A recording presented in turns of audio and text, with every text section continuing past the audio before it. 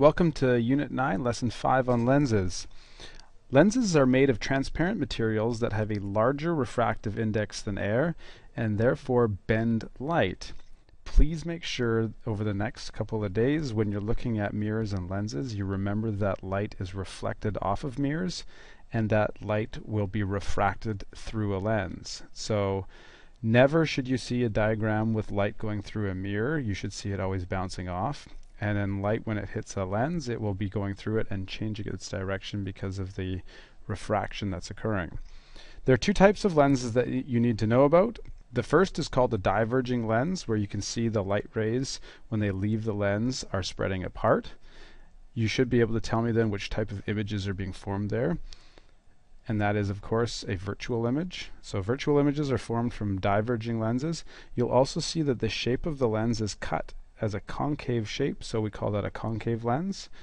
And the other type of lens that we see here is a convex lens, and you'll see the convex shape on the outside there, and you'll see the light rays are converging to the focal point, and therefore those images are real images.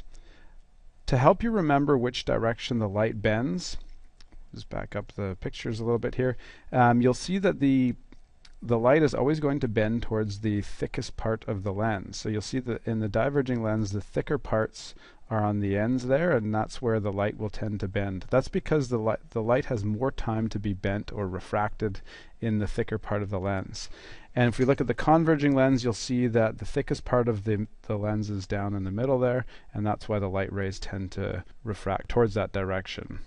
Real images are formed by convex lenses, and that means that those images can be projected onto a screen. The focal length of any lens depends on the shape and the refractive index of the material. Take particular note when the image is real or virtual, and whether it's bigger, smaller, or upright or inverted compared to the object. There are three rules, just like we saw in mirrors, that will help you find the images in different situations. So predicting where the image will form, you will have to use these three different rules and commit them to memory. So the first rule is a ray that runs parallel to the principal axis will converge to the principal focus. So this first drawing shows rule number 1, where we go parallel to the axis. Once it reaches the middle of the lens, we line our ruler up with the focal point on the far side, and that light will then bend or refract through that spot. Rule number 2 shows that light rays that go through the principal focus on the near side will strike the lens and then refract parallel to the axis. You'll see that where we have two lines intersect each other, that is where the image will be formed. So it's important that you always draw an arrowhead for the tip of the object, because that's where the light is coming together to form the image. Rule number 3, the favorite for most students, is that light rays that travel straight through the center of the lens is unaffected, and that's because it hits it at a 90-degree angle. It's hard to see that in this diagram, but it will travel through unaffected. Any two of those rules need to be satisfied to find the image.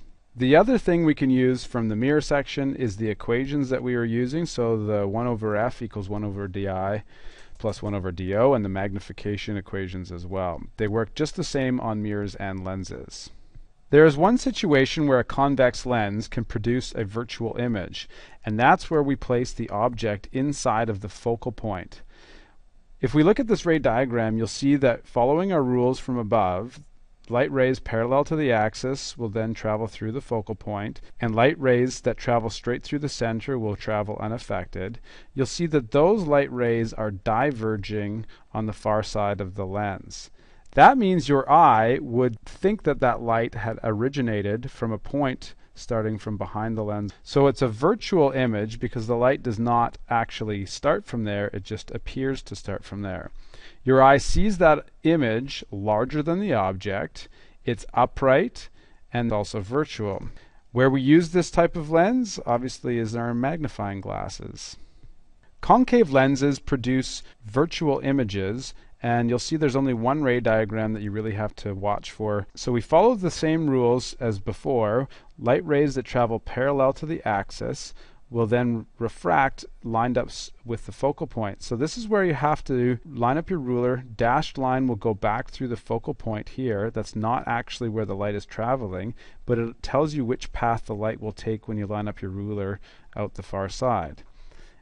And the third rule there is the light rays traveling straight through the center will travel through unaffected. And you'll use this dashed line from your ruler to see where the light would appear to be coming from if your eye was on the right side of that lens. So that's why that image is a virtual image, because we have diverging light rays on the other side. Of course, that image is smaller than the object and it is upright. The focal length on these types of lenses are negative, and you'll see that when we use the mirror and lens equation. Where do we use this type of lens? That's where we fix a few different types of eyesight problems. That's typically when someone is nearsighted. That helps form the image a little further back on their eye.